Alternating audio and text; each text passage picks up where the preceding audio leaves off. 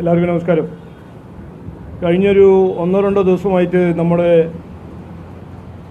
ഏറെ ബഹുമാനായ മുഖ്യമന്ത്രി വി ഡി സതീശൻജി ഈ വിഴിഞ്ഞം തുറമുഖം, വിഴിഞ്ഞം പോർട്ടിനെ കുറച്ച് കാര്യങ്ങൾ അദ്ദേഹം പറഞ്ഞ് ഞാൻ കേട്ടു. ഈ വിഴിഞ്ഞം പോർട്ട് പ്രോജക്റ്റ് എന്ന് പറഞ്ഞാൽ കേരളത്തിൻ്റെ കോണ്ടെക്സ്റ്റിലും കേരളത്തിൻ്റെ ഭാവിൻ്റെ കോണ്ടെക്സ്റ്റിലും ഒരു ഏറെ പ്രധാനപ്പെട്ട ഒരു പ്രോജക്റ്റാണ്. നമ്മൾ ഭാവിക്ക് വേണ്ടി ഒരു ഏറെ പ്രധാനപ്പെട്ട ഒരു വിഷയമാണ്. അപ്പോൾ അതിനെക്കുറിച്ച് BJP NDAൻ്റെ നിലപാട് എന്താണ് എന്ന് ചിലർ എന്നോട് ചോദിച്ചു. അപ്പോൾ അത് കൃത്യമായി ഇന്ന് പറയാനാണ് ഞാൻ ഇന്ന് ഇവിടെ വന്നിരിക്കുന്നത്. ഞാൻ 3 കാര്യം കൃത്യമായി പറയാൻ ആഗ്രഹിക്കുന്നുണ്ട്. ഒന്നാമത്, സ്വകാര്യ നിക്ഷേപം, പ്രൈവറ്റ് ഇൻവെസ്റ്റ്മെൻറ്റ് കേരളത്തിൻ്റെ ഭാവിക്ക് വേണ്ടി ഒരു പ്രധാനപ്പെട്ട വിഷയമാണ്.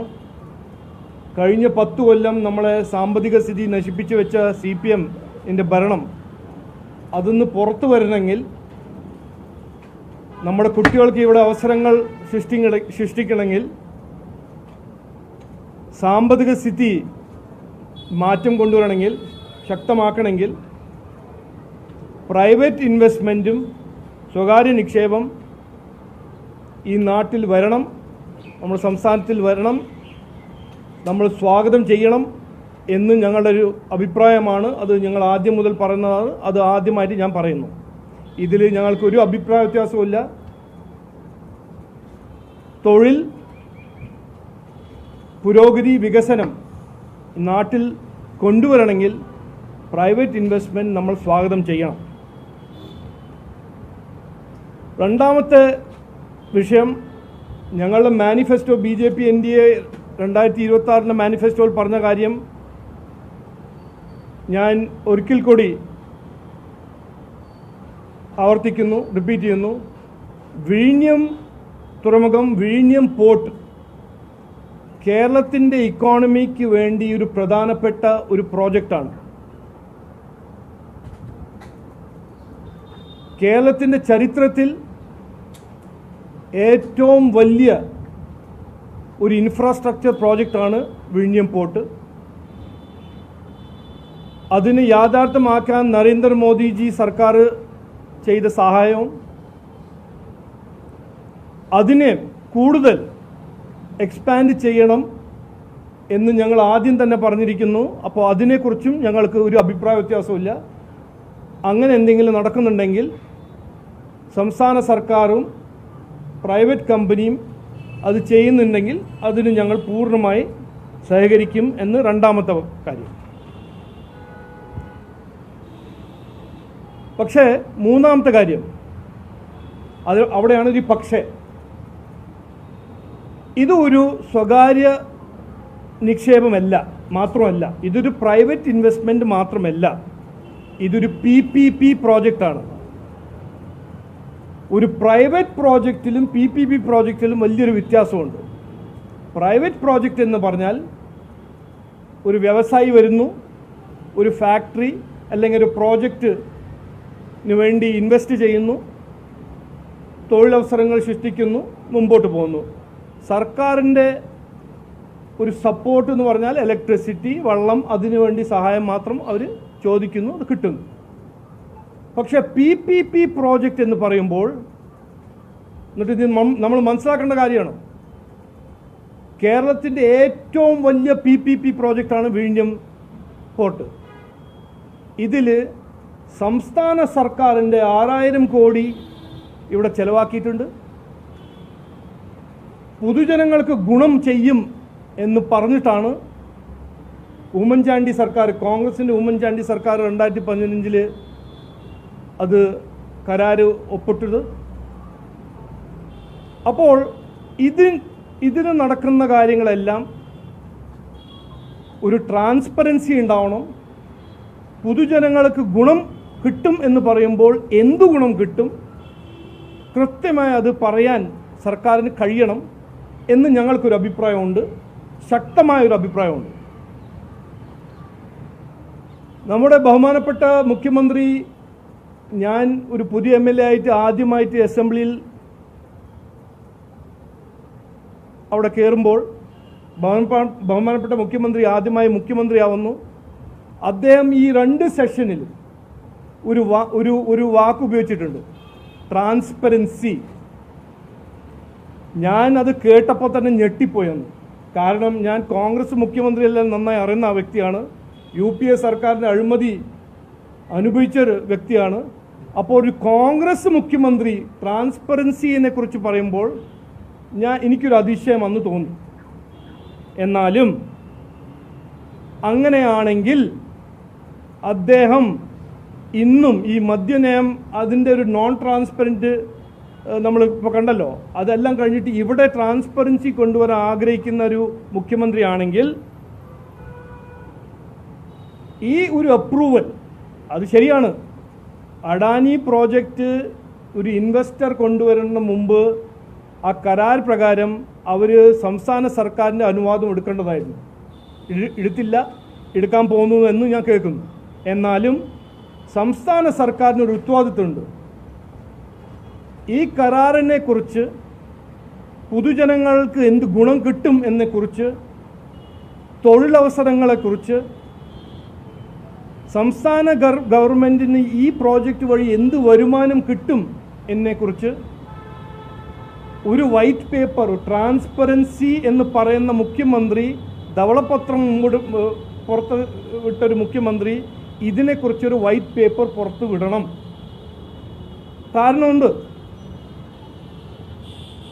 കരാറ് ഞാൻ വായിച്ചപ്പോൾ 2015 പറഞ്ഞിരിക്കുന്നത് 15 കൊല്ലം കഴിഞ്ഞിട്ട് സംസ്ഥാന സർക്കാരിന് വരുമാനം കിട്ടും. അന്നത്തെ അസംഷൻ എന്തായിരുന്നു? ഈ പ്രോജക്റ്റ് 15 കൊല്ലം എടുക്കും, 15 കൊല്ലം കഴിഞ്ഞിട്ട് വരുമാനം സംസ്ഥാന സർക്കാരിന് കിട്ടും, ആ വരുമാനം വഴി പൊതുജനങ്ങൾക്ക് ഗുണങ്ങൾ സർക്കാർ ഉണ്ടാക്കി കൊടുക്കും എന്നായിരുന്നു നമ്മുടെ ഒരു അസംഷൻ. പക്ഷെ നമ്മൾ മനസ്സിലാക്കുന്നത്, ഇത് ഞാൻ പേപ്പർ വഴിയാണ് മനസ്സിലാക്കുന്നത്, TV വഴിയാണ് മനസ്സിലാക്കുന്നത്, ഈ പ്രോജക്റ്റ് നന്നായി മുമ്പോട്ട് പോകുന്നു. പുറത്തുനിന്ന് ഇൻവെസ്റ്റർമാർ വരുന്നു, ഇൻവെസ്റ്റ്മെൻറ്റ് ചെയ്യുന്നു, പ്രോജക്റ്റ് നന്നായി വലുതാവുന്നു, വർദ്ധിക്കുന്നു, എക്സ്പാൻഡ് ചെയ്യുന്നു. എന്നാൽ ഇന്നല്ലേ ഈ സാമ്പത്തിക സ്ഥിതിയിൽ നശിച്ച് കിടക്കുന്ന നമ്മളെ സംസ്ഥാനത്തിന് വേണ്ട വരുമാനം ഇന്നല്ലേ വേണ്ടത്? അപ്പോൾ അതിനെക്കുറിച്ച് എന്താണ് ഈ സംസ്ഥാന സർക്കാരിൻ്റെ നിലപാട്? ഒരു വൈറ്റ് പേപ്പർ മുമ്പോട്ട് വെക്കണം എന്നാണ് ഞങ്ങളുടെ ഒരു ആഗ്രഹം. അപ്പോൾ 3 പോയിന്റ് ഞാൻ പറഞ്ഞിട്ടുണ്ട്. ഒന്ന്, സ്വകാര്യ ഇൻവെസ്റ്റ്മെൻറ്റ് ഞങ്ങൾ സ്വാഗതം ചെയ്യുന്നു, 100% സ്വാഗതം ചെയ്യുന്നു. രണ്ടാമത്തത്, വിഴിഞ്ഞം പോർട്ട് എക്സ്പാൻഡ് ചെയ്യണം, കൂടുതൽ നിക്ഷേപം വരണം, വലുതാവണം. നാടിനൊരു ഭാവിക്ക് വേണ്ടി ഒരു പ്രധാനപ്പെട്ട ഒരു വിഷയമാണ്, പ്രോജക്റ്റാണ് വിഴിഞ്ഞം പോർട്ട്. അവിടെ വരുന്ന ഇൻവെസ്റ്റർമാരെല്ലാം ഞങ്ങൾ സ്വാഗതം ചെയ്യുന്നു. മൂന്നാമത്തെ പോയിന്റ് ആണ് ഏറ്റവും പ്രധാനപ്പെട്ട പോയിന്റ്. പൊതുജനങ്ങൾക്ക് ഗുണം ചെയ്യും എന്ന് പറഞ്ഞ് കരാറ് ഒരു PPP പ്രോജക്റ്റ് ഏത് സംസ്ഥാന സർക്കാർ ഇടും നമ്മൾ ഒപ്പിടുമ്പോൾ ആ പൊതുജനങ്ങൾക്ക് കിട്ടുന്ന ഗുണങ്ങൾ എന്താണ് എന്ന് പറയാൻ കഴിയണം, അത് ക്വാണ്ടിഫൈ ചെയ്യണം. സർക്കാരിന് വരുമാനം ഏത് കൊല്ലം മുതൽ കിട്ടും, എത്ര കിട്ടും, തൊഴിലവസരങ്ങൾ എത്ര സൃഷ്ടിക്കും, തീരദേശത്തെ കുട്ടികൾക്ക് എത്ര തൊഴിലവസരങ്ങൾ കിട്ടും, അവിടെ അവർക്ക് വേണ്ട സ്കില്ലിങ് ആര് ചെയ്യും. അപ്പോൾ പൊതുജനങ്ങളുടെ ഗുണം എന്ന് പറയുന്നത് പബ്ലിക് ഇൻട്രസ്റ്റ് വെറുതൊരു വാക്കല്ല, ഒരു വാഗ്ദാനമല്ല, അതിനെ ക്വാണ്ടിഫൈ ചെയ്യണം. സംസ്ഥാന സർക്കാർ അതിനുവേണ്ടി ഒരു വൈറ്റ് പേപ്പർ മുമ്പോട്ട് വെക്കണം, പുറത്തിടണമെന്നാണ് ഞങ്ങളുടെ ഒരു അഭ്യർത്ഥന. പിന്നെ വൈറ്റ് പേപ്പറിൽ, ധവളപത്രത്തിൽ എന്തെല്ലാം കവർ ചെയ്യണം, അത് ഞാൻ ഉദാഹരണമായിട്ട് ഒരു 4-5 പോയിന്റ് പറയുന്നു. ഒരു എക്സാമിനേഷൻ നടക്കണം ധവളപത്രത്തിൽ. ഇപ്പോൾ ഒപ്പിട്ട കരാറും 24 CPM സർക്കാരിൽ അതിൽ മാറ്റം കൊണ്ടുവന്നത് എന്തായിരുന്നു? അതിൽ സംസ്ഥാനത്തിൻ്റെ അവകാശങ്ങളോ ജനങ്ങളുടെ അവകാശങ്ങൾ എന്തെങ്കിലും കോംപ്രമൈസ് ചെയ്തിട്ടുണ്ടോ? എന്നാൽ ഇതല്ല ഒരു നല്ല അവസരം, അത് ആ ഒരു കറക്ഷൻ കൊണ്ടുവരാൻ. ആ അവസരം നമ്മൾ ഈ സംസ്ഥാന സർക്കാർ ഒരു അവസരമായിട്ട് കാണുക. അഡാനി പോർട്ട് അവർ ഇൻവെസ്റ്റർ വരുമ്പോൾ, അപ്രൂവലിന് വരുമ്പോൾ ഇന്ന് ഈ കരാറിൽ എന്തെങ്കിലും ഒരു വീക്ക്നെസ് ഉണ്ടെങ്കിൽ അത് മാറ്റാൻ ഒരു അവസരമായിട്ട് കാണുക എന്നാണ് ഞങ്ങളുടെ ഒരു ആദ്യത്തെ ഒരു സജഷൻ. പിന്നെ ഞാൻ പറഞ്ഞ പോലെ ജനങ്ങളുടെ ഒരു അവകാശമാണ്. അവർക്ക് ഗുണം കിട്ടുമെന്ന് പറയുമ്പോൾ ആ ഗുണം എന്താണ് ഈ ധവളപത്രത്തിൽ പറയണം. എന്ത് ഗുണം കിട്ടും, എപ്പോൾ കിട്ടും, ഈ വരുമാനം, സംസ്ഥാന സർക്കാരിൻ്റെ വരുമാനം എത്രയായിരിക്കും, എപ്പോൾ കിട്ടും, എത്ര കൊല്ലം കിട്ടും. പിന്നെ ഞാൻ ഈ ട്രാൻസ്പെറൻസി എന്ന് പറയുമ്പോൾ ഞാൻ അതിൽ വിശ്വസിക്കുന്ന ഒരു വ്യക്തിയാണ്. ഞങ്ങൾ അതിൽ വിശ്വസിക്കുന്ന ഒരു പാർട്ടിയാണ്. ഈ എന്താ പറയുക, അടിച്ചിട്ട മുറിയിലല്ല ഇതിന് ചർച്ച നടക്കേണ്ടത്. ട്രാൻസ്പെറൻസിയാണ്, PPP ആണ്. സംസ്ഥാന സർക്കാരിൻ്റെ മുതലും അതിൻ്റെ ചെലവും ഇതിൽ ഇൻവെസ്റ്റ് ചെയ്തിട്ടുണ്ട്. അപ്പോൾ ഇതിനെക്കുറിച്ച് വൈറ്റ് പേപ്പർ കൊണ്ടുവരാൻ സർക്കാർ ഒരു മുൻപോട്ട് ഒരു സെൽഫ് സ്റ്റെപ്പ് എടുക്കണം എന്ന് ഞാൻ ഇവിടെ അഭ്യർത്ഥിക്കുന്നു. അതായിരിക്കും ശരിക്കും ട്രാൻസ്പെറൻസി എന്ന് പറഞ്ഞ ഒരു ഉറപ്പ്. മുഖ്യമന്ത്രി അസംബ്ലിയിൽ പറഞ്ഞ വാക്കാണ് ട്രാൻസ്പെറൻസി. ആത്മാർത്ഥമായി അതിൽ വിശ്വസിക്കുന്നുണ്ടെങ്കിൽ ഇത് ചെയ്യണം എന്ന് ഞാൻ ലാസ്റ്റ് പറഞ്ഞു. ഈ തുറമുഖം എന്ന് പറയുന്നത് നമ്മൾ ചരക്ക് നീക്കം മാത്രമല്ലല്ലോ, രാജ്യത്തിന്റെ സുരക്ഷാ പോയിന്റ് കൂടിയല്ലേ? അവിടേക്ക് അതിപ്പോ മുംബ്രയിലായാലും അങ്ങനെ രാജ്യത്തെ പ്രധാനപ്പെട്ട തുറമുഖങ്ങളെല്ലാം തന്നെ ഇത്തരത്തിൽ സ്വകാര്യ വ്യക്തികളെ കൂടി കൂടുതൽ പങ്കാളിത്തം കൊടുത്തുകൊണ്ട് നടപ്പാക്കുന്നത് രാജ്യത്തിന്റെ സുരക്ഷയ്ക്ക് കൂടി ഒരു ഭീഷണിയായിട്ടുള്ള കാര്യമല്ലേ? അതിൽ ഞാൻ അങ്ങനെ വിശ്വസിക്കുന്നില്ല. കാരണം സെക്യൂരിറ്റി ക്ലിയറൻസ് ചെയ്യുന്നതും സെക്യൂരിറ്റി വ്യൂ പോയിന്റ് നോക്കേണ്ടത് പ്രൈവറ്റ് ഇൻവെസ്റ്റ്മെന്റ് ഒരു കോൺട്രഡിക്ഷൻ അല്ല. അത് ദുബായ് പോർട്ടാണോ, സിംഗപ്പൂർ ആണോ, ശ്രീലങ്കയാണോ, ഇതെല്ലാം ഓപ്പറേറ്റ് ചെയ്യുന്ന പ്രൈവറ്റ് ഓപ്പറേറ്റേഴ്സാണ്. അതുകൊണ്ട് അതൊരു ഞങ്ങൾ അങ്ങനെ ഒരു വിഷയമായിട്ട് കാണുന്നില്ല. പക്ഷേ അവിടെ ഒരു ഇൻവെസ്റ്റർ വരുമ്പോൾ പൊതുജനങ്ങളുടെ ഗുണങ്ങൾ എന്താണെന്ന് കൃത്യമായി സർക്കാരിന് പറയാൻ കഴിയണം എന്നാണ് ഞങ്ങൾ അഭ്യർത്ഥിക്കുന്നത്. MSC എന്ന് പറയുന്ന ഒരു കപ്പൽ ശൃംഖല ഒരു വലിയ ഭീമനാണ്. അവരാണ് ഇപ്പോൾ ഈ തുറമുഖത്ത് എത്തിയിട്ടുള്ള ഏകദേശം 95% കൂടുതൽ കപ്പലുകൾ ആ കമ്പനിയുടേത് മാത്രമാണ്. ഇതൊരു ഏകീകൃത കുത്തകവൽക്കരണത്തിലേക്ക് പോകാനുള്ള സാധ്യത. നോക്കൂ, ഇതെല്ലാം നോക്കൂ, നമ്മളെ ശ്രദ്ധ തിരിക്കരുത്. ഞങ്ങളുടെ ഫോക്കസ് ഞാൻ പറഞ്ഞല്ലോ, അതാരാണ് ഇൻവെസ്റ്റർ, അവരുടെ സെക്യൂരിറ്റി ക്ലിയറൻസ്, ഇതെല്ലാം നോക്കാൻ ഹോം മിനിസ്ട്രി ഉണ്ട്, ഗവൺമെൻറ് ഓഫ് ഇന്ത്യ ഉണ്ട്. അതെല്ലാം അവർ നോക്കിക്കോളും. അവർക്ക് ഇന്നിപ്പോൾ സെക്യൂരിറ്റിനെ കുറിച്ച് നരേന്ദ്രമോദിൻ്റെ സർക്കാരിൻ്റെ നിലപാട് എന്താണെന്ന് എല്ലാവർക്കും അറിയാം. അപ്പോൾ അതിൽ ഒരു വീഴ്ച ഉണ്ടാവില്ല, അത് എനിക്ക് ഉറപ്പുണ്ട്. അതുകൊണ്ടാണ് അതിനെക്കുറിച്ച് ഞാൻ ഒന്നും പറയാത്തത്. ഞാൻ പറയുന്നത് ഒരു പ്രോജക്റ്റ്, ഇത് ഏറ്റവും പ്രധാനപ്പെട്ട പ്രോജക്റ്റാണ് വിഴിഞ്ഞം. അത് നമ്മളെല്ലാവരും സമ്മതിക്കുന്നു. പൊളിറ്റിക്കൽ പാർട്ടി ആരാണെങ്കിലും സമ്മതിക്കുന്നതാണ്. അത് ഞങ്ങളുടെ മാനിഫെസ്റ്റോയിൽ എഴുതി വച്ചിരിക്കുകയാണ്. പക്ഷേ ജനങ്ങൾക്ക് ഗുണം കിട്ടുന്നത് നമ്മളൊരു ട്രാൻസ്പെറൻറ്റ് വഴി അത് പുറത്ത് വിടണം, പറയണം, ക്വാണ്ടിഫൈ ചെയ്യണം എന്നാണ് ഞങ്ങളുടെ ഒരു അഭിപ്രായം. കോൺഗ്രസ് ഒരു ഡീലിന്റെ ഭാഗമായിട്ടാണ് ഈ കരാർ എന്നൊരു ആക്ഷേപം CPM ഉന്നയിച്ചിട്ടുണ്ട്. എന്തിനാ ഇത് എപ്പോഴാണ് നിർത്താൻ പോകുന്നത്? ഈ ഡീല് എന്ന് പറഞ്ഞിട്ട് ആദ്യം CPM കോൺഗ്രസ്, ഞങ്ങൾ നാടിന് വേണ്ടി ആരാണെങ്കിലും നല്ല ചെയ്യുന്നവരെല്ലാവർക്കും സഹകരണം ഞങ്ങൾ സപ്പോർട്ട് ചെയ്യുന്നത് ഞാൻ ആദ്യം പറഞ്ഞതാണ്. അപ്പോൾ ഇപ്പോൾ VD സതീശൻജി ചെയ്യുന്നത് കറക്റ്റാണോ തെറ്റാണെന്ന് ഞാൻ പറയുന്നില്ല. ഞാൻ പറഞ്ഞത് എന്താണ്, ഇത് ഒരു ധവളപത്രമായിട്ട് ട്രാൻസ്പെറൻ്റ് ആയിട്ട് മുമ്പോട്ട് വെക്കണം, പുറത്തുവിടണം. ഇവിടെ എന്ത് നടക്കുന്നു ഇന്ന് നമ്മളിപ്പോൾ ഇരിക്കുന്ന എല്ലാവരും കേൾക്കുന്ന എല്ലാവർക്കും അറിയാലോ നമ്മുടെ സാമ്പത്തിക സ്ഥിതി എന്താണെന്ന്. ഇപ്പോൾ അതിനെക്കുറിച്ച് പറയേണ്ട ആവശ്യമില്ലല്ലോ. ഞാനിത് ഒരു കൊല്ലമായിട്ട് പറഞ്ഞതാണ്. ആ സാമ്പത്തിക സ്ഥിതിയിൽ ഈ നമ്മുടെ സംസ്ഥാനം ഇങ്ങനെ നിലനിൽക്കുമ്പോൾ ഈ പ്രോജക്റ്റ് വഴി വരുമാനം എന്ത് കിട്ടും, എപ്പോൾ കിട്ടും എന്ന് നമ്മൾ ചോദിക്കേണ്ട ചോദ്യമല്ലേ? അതാണ് ഞാൻ ചോദിക്കുന്നത്. അതൊന്ന് പറഞ്ഞാൽ നമുക്ക് പിന്നെ മനസ്സിലാവും നമ്മുടെ സാമ്പത്തിക സ്ഥിതി 10 കൊല്ലമായിരിക്കും, ഇങ്ങനെ 5 കൊല്ലമായിരിക്കോ 3 കൊല്ലമായിരിക്കോ, നമുക്ക് ഒരു അപ്രോക്സിമേറ്റ് ചെയ്യാൻ കഴിയും. അതാണ് നമ്മൾ ചെയ്യേണ്ടത്. അതാണ് ഞങ്ങൾ അഭ്യർത്ഥിക്കുന്നത്. MSC ഒരു കമ്പനിക്ക് വേണ്ടി മാത്രം ഗർത്ത് നൽകുന്നതാണ് മറ്റു പ്രധാനപ്പെട്ട ഒരു പ്രശ്നം. മറ്റു കമ്പനികൾക്ക് അവസരം നൽകാതെ ഒരു ഭീമനെ മാത്രം അങ്ങോട്ട് കോൺസെൻട്രേറ്റ് ചെയ്യുന്നതാണ്. നോക്കൂ, ഇത് ഞാൻ എൻ്റെ ഒരു അഭിപ്രായം പറയാണ്. അത് ABCD ആണോ, AFG ആണോ, XYZ ആണോ, ലോഫുള്ളി അവർ ഇൻവെസ്റ്റ് ചെയ്യുകയാണെങ്കിൽ നമ്മുടെ നാട്ടിൽ ഇൻവെസ്റ്റ് ചെയ്യണം, തൊഴിലവസരങ്ങൾ സൃഷ്ടിക്കണം, അവരുടെ DNA, അവർ എവിടെയാണ് താമസിക്കുന്നത്, അവരെന്ത് ചെയ്യുന്നു, അത് ലീഗൽ ഇൻവെസ്റ്റ്മെൻ്റ് ആയിരിക്കണം. അവർ ആൻറ്റി നാഷണൽസ് ആവാൻ പാടില്ല.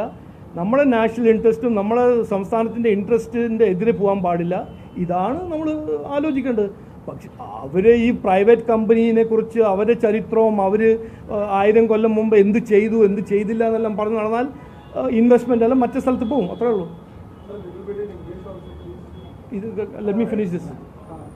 ഇതിപ്പോ ഇത്തരത്തില് ഒരു കരാറിലേക്ക് ഓഹരി വിറ്റഴിക്കുന്നതിലേക്ക് പോകുമ്പോൾ സർക്കാരിനെ കൂടി അറിയിച്ച് അനുമതി വാങ്ങിയിട്ട് വേണം അദാനി ഇത്തരത്തിലൊരു കാര്യത്തിലേക്ക് പോകാൻ. പക്ഷേ നിലവിൽ സർക്കാർ പറഞ്ഞിരിക്കുന്നത് സർക്കാർ അറിയാതെയാണ് ഈ ഓഹരി വിറ്റഴിക്കാൻ തുടങ്ങുന്നത് എന്നാണ്. അപ്പോൾ അതിൽ അദാനി കമ്പനി ഒരു ട്രാൻസ്പെറൻസി വരുത്തല്ലേ? അല്ല, ഞാനത് വിശ്വസിക്കുന്നില്ല. ഞാൻ സോറി, ഇതിൽ അങ്ങനെ പറയേണ്ടതല്ല. എന്നാലും ഒരു സർക്കാരിനോട് ചോദിച്ചിട്ടില്ല, എന്നാലും ഒരു പ്രൈവറ്റ് കമ്പനിക്ക് അങ്ങനെ ഒരു ധൈര്യം ഉണ്ടെന്ന് ഞാൻ വിശ്വസിക്കുന്നു. ഞാൻ കുറേ കാലമായിട്ട് ഇവിടെ ബിസിനസ് ചെയ്തതാണ്, ഓൺട്രപ്രണർ ആയിരുന്നു. അങ്ങനെ ഒരു ധൈര്യം ഉണ്ടെങ്കിൽ പിന്നെ അവരുടെ എന്തായിരുന്നു അവരുടെ മാനസിക സ്ഥിതി എനിക്ക് പറയാനില്ല.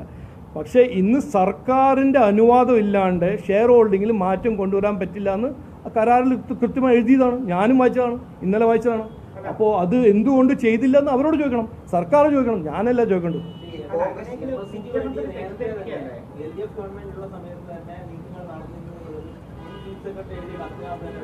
അതെ. ഓ,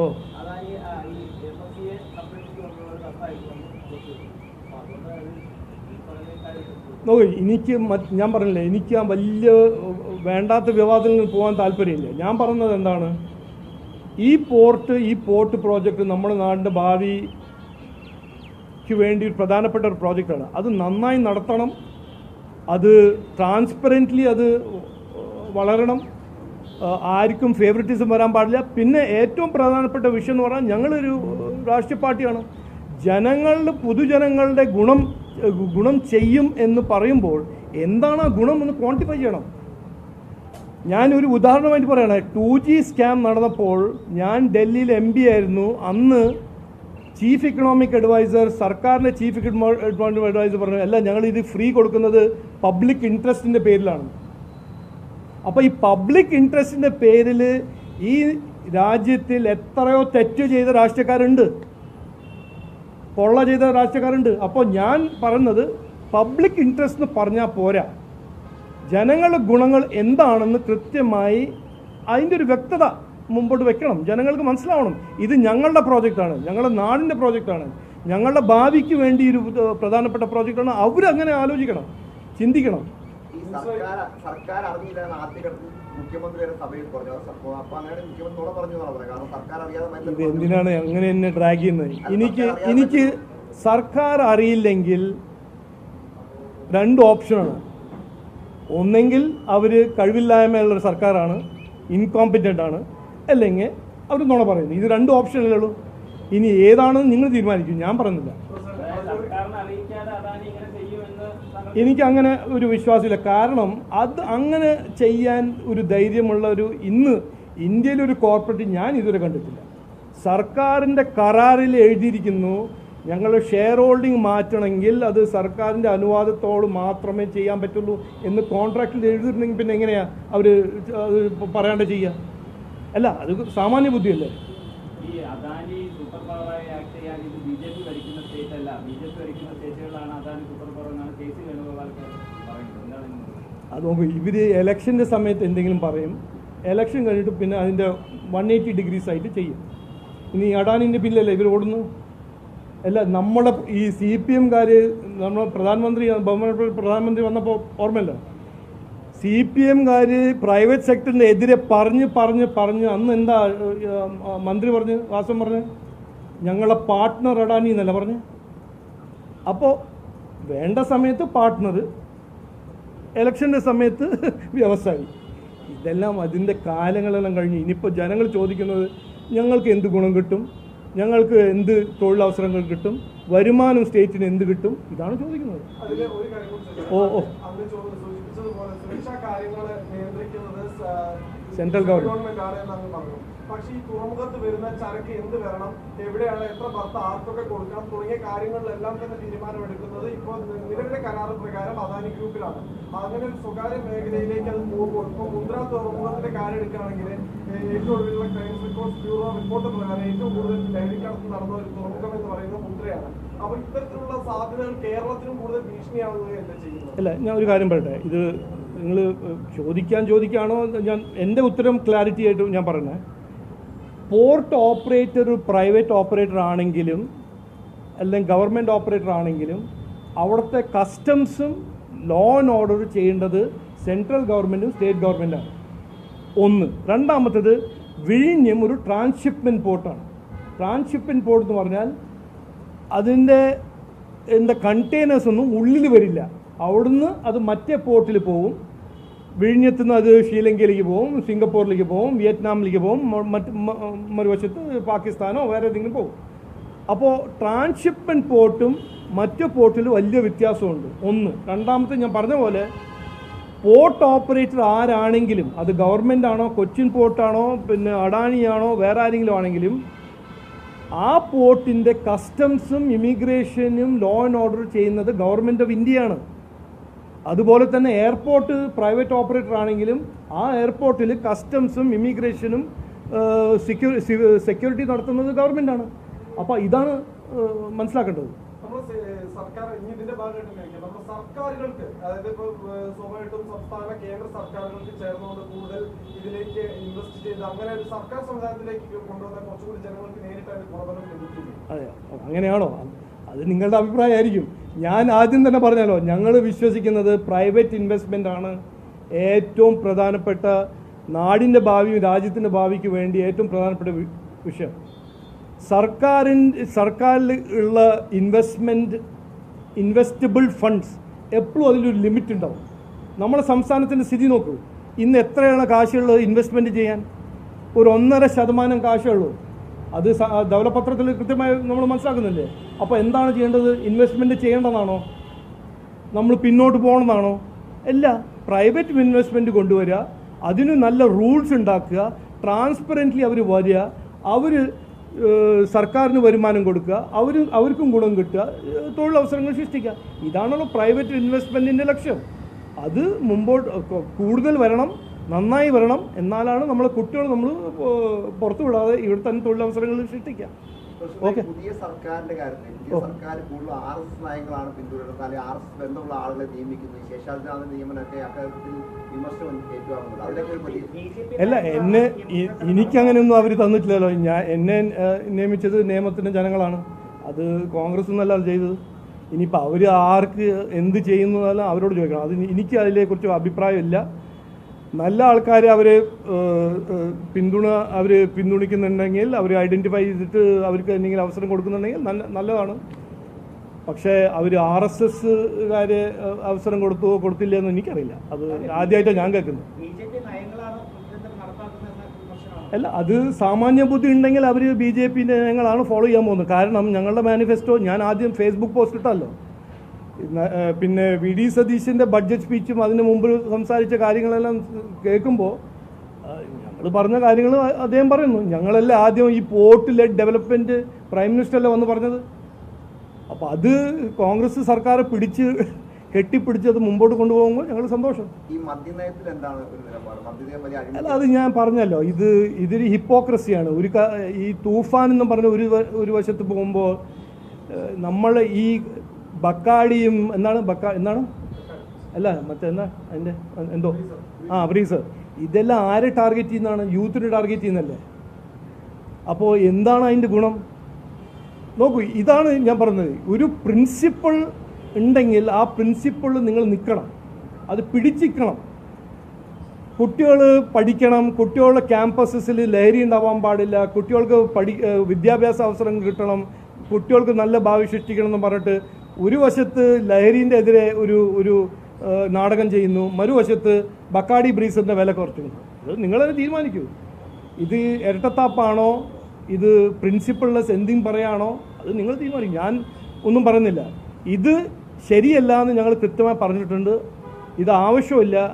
ഇതിൻ്റെ പിന്നിൽ എന്ത് ആണ് എന്ന് ഞങ്ങളെ ലീഡേഴ്സ് പറഞ്ഞു കഴിഞ്ഞിട്ടുണ്ട്. ഇനി ഞാൻ ഇന്ന് റിപ്പീറ്റ് ചെയ്യുന്നില്ല. ഈ പല വിഷയത്തിലും സർക്കാർ യൂട്ടേൺ അടിക്കുകയാണ്. അപ്പോൾ ഊരാളുന്ന കേസാണെങ്കിൽ അല്ലെങ്കിൽ മുൻപെടുത്ത പല നയങ്ങളിൽ നിന്നും തികച്ചും വ്യത്യസ്ത. അല്ല, ഞാൻ പറട്ടെ, ഞാനിപ്പോൾ അടിച്ചിട്ട മുറിയിൽ ഇത് ചെയ്യാൻ പാടില്ല എന്ന് പറയുമ്പോൾ ട്രാൻസ്പെറൻസി നമ്മുടെ ബഹുമാനപ്പെട്ട മുഖ്യമന്ത്രി ഏത് കോണ്ടെക്സ്റ്റിലാണ് ആദ്യം പറഞ്ഞത്? കിഫ്ബിനെ കുറിച്ച് ട്രാൻസ്പെറൻസി കൊണ്ടുവരണമെന്ന് അദ്ദേഹം പറഞ്ഞു. ബഡ്ജറ്റ് വന്നപ്പോൾ അതിനെക്കുറിച്ചൊരു വാക്കില്ല. 5 ഗ്യാരണ്ടി പറഞ്ഞു, അതിനെക്കുറിച്ചൊരു ട്രാൻസ്പെറൻസി ഇല്ല.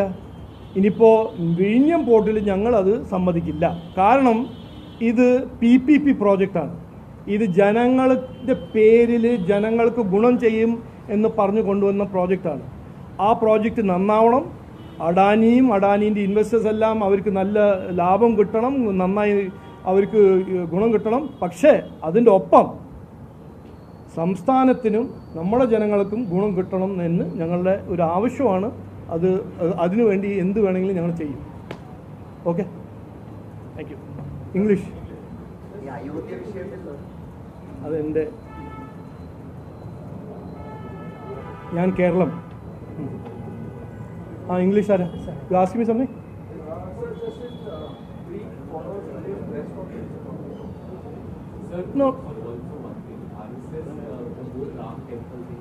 No, I am not commenting on all that. I will talk about Kerala. You tell me about. Tell me. No, this is in the last 48 hours. The new Chief Minister of Kerala, Mr. V.D. Sadishan, has been commenting on an extremely important project, the Vizhinjam Port project. The Vizhinjam Port project is the biggest infrastructure project in the history of Kerala. It is a project that has come to fruition because of the support of Narendra Modi ji and the central government. And it is a project that we in the BJP NDA have included in our manifesto as being very critical to shaping the future of Kerala's economy and Kerala's job opportunities and development. The port operator, Messrs. Adani, have indicated that they are bringing in a foreign investor. There is a controversy that has been raised by the state government that the Adani promoters or the Adani company has not sought their approval, which is mandatory in the contract between the state and the port operator. First of all, we find it very hard to believe that the state is ignorant of such a move, or that the port operator will not seek a mandatory approval from the state government. But having said that, our view on this is very simple. We welcome private investment into the state. We welcome the growth and the success of the Vizhinjam port. We consider it important. But we also believe